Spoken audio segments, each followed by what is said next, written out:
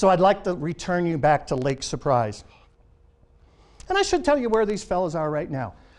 John Hausberg, the pretty boy, the ladies' man, smooth, debonair Hausberg.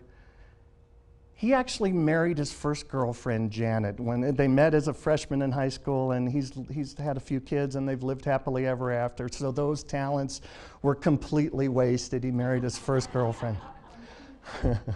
The performance artist, Scrabble, he's a software exec for a big software organization. And Jimmy Ahern, that unassuming kid that saved our lives, he sells appliances in New Jersey, believe it or not. But the part of the story I didn't tell you was after Jimmy saved my life, pulled me out of the water, now what? We're freezing. We were soaked completely underwater. It's a miracle. I came out of the hole. I don't know if it was God or spirit or the universe or dumb luck or whatever it was, but off in the distance from Lake Surprise, there was a construction firm that was building a lodge, and they had started a bonfire to keep warm. This was the end of January. It was frigid. We saw the bonfire off in the distance, and we decided to start running to get to that heat, to get to that warmth.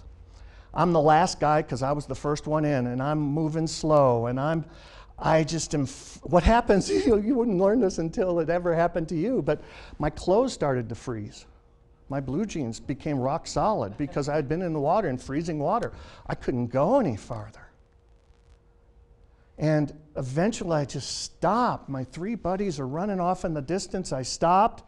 I sat down on the ice because I was so exhausted and so cold. I couldn't do it. So Jimmy stopped.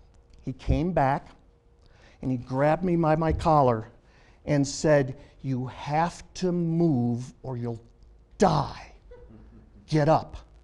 And Jimmy lifted me up, tiny little Jimmy Ahern lifted me up, and he ran with me to that bonfire, and I got to the warmth and survived. And I think back that Jimmy Ahern was able to trigger his brain into creativity and innovation using some of the skills and techniques we just talked about.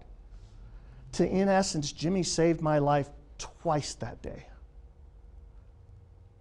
And you know, Emerson said, when skating on thin ice, your safety is in your movement. And Jimmy was able to move forward. He was able to pause, confront reality, and move himself toward me, move me forward, and in essence, save my life. And I think, are you doing that in your life? Moving physically, but also what moves you?